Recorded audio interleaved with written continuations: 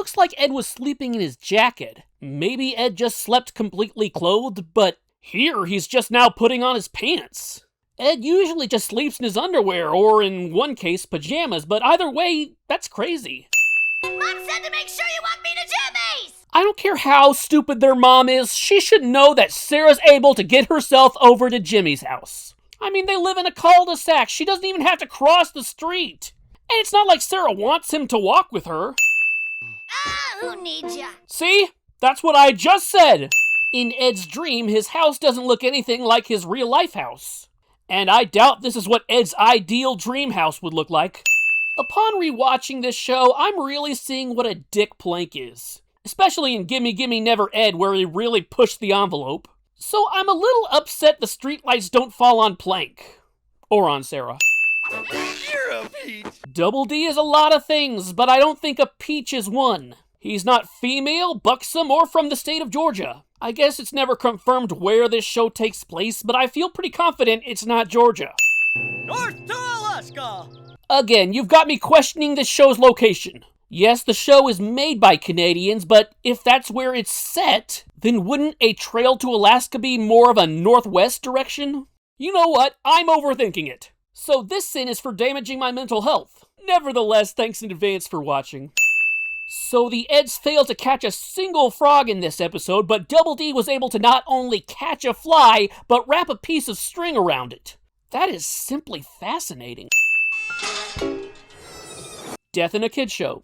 He's lived in my pocket for 57 days now. So, did the cheese just start stinking after 57 days? Shouldn't they have started noticing the odor before? I'm pretty sure the whole series up to this point takes place in the same summer, and 57 days is a good percentage of summer vacation, and this is the 67th episode. If Double D is wearing a clothespin on his nose and still complaining about how much the cheese smells, then clearly the clothespin is not working, so why is he still wearing it? Kinda looks like Abraham Lincoln, Eddie. Looking like Abraham Lincoln is not a good thing. Filthy, ruddy, smelly! Let's leave Benny Blanco out of this. This shower curtain is labeled, but this bin nor this rack is. This towel just came out of nowhere. It wasn't on the rack in the last shot.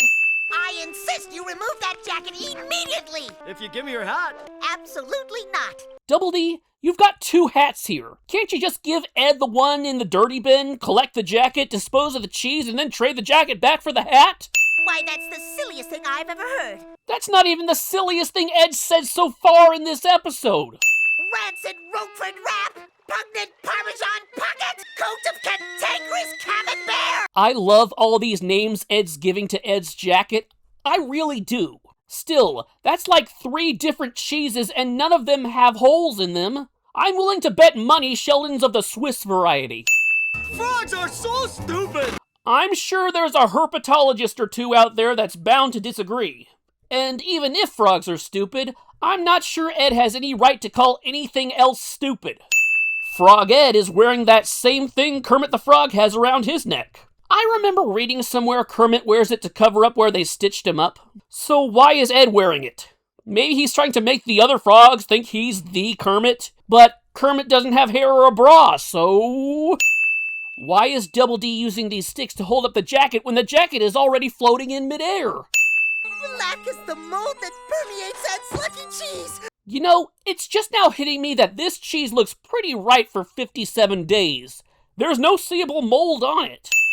Eddie falls into the water like that bad guy from Turtles in Time. I'm all wet and freezing like. I could sure use something to keep me warm. Or you could just wait about 1 second and you'll be bone dry. See? The Grand Poobah of all zombies! Eddie may have said poobah, but it sounded like boobah. And thanks for reminding me of that creepy-ass show! Eddie runs up the tree and the top is covered in leaves and, I guess autumn came fast. Now this is really crazy. The cheese falls on Double D's hat and yet the hat is the only part of Double D that doesn't disintegrate. That's not how it works! I thought the fly's death was bad, but did they have to bump this episode's death count up to 8? I guess 9 if you count Sheldon. Triple E frog jumping derby, here we come! If there really are any frogs in this pond, wouldn't they have died when Sheldon fell in the water too? Is there something in frog DNA that makes them immune to stinky cheese? Now I need a herpetologist. Angus, my more than lucky fishy. And I guess Angus didn't start stinking until after they got rid of Sheldon. Is that just how it works? Stinky hat? Actually, since the cheese fell on Double D's hat, it might actually be a stinky hat. Sorry, Double D. The cheese tax, the cheese tax.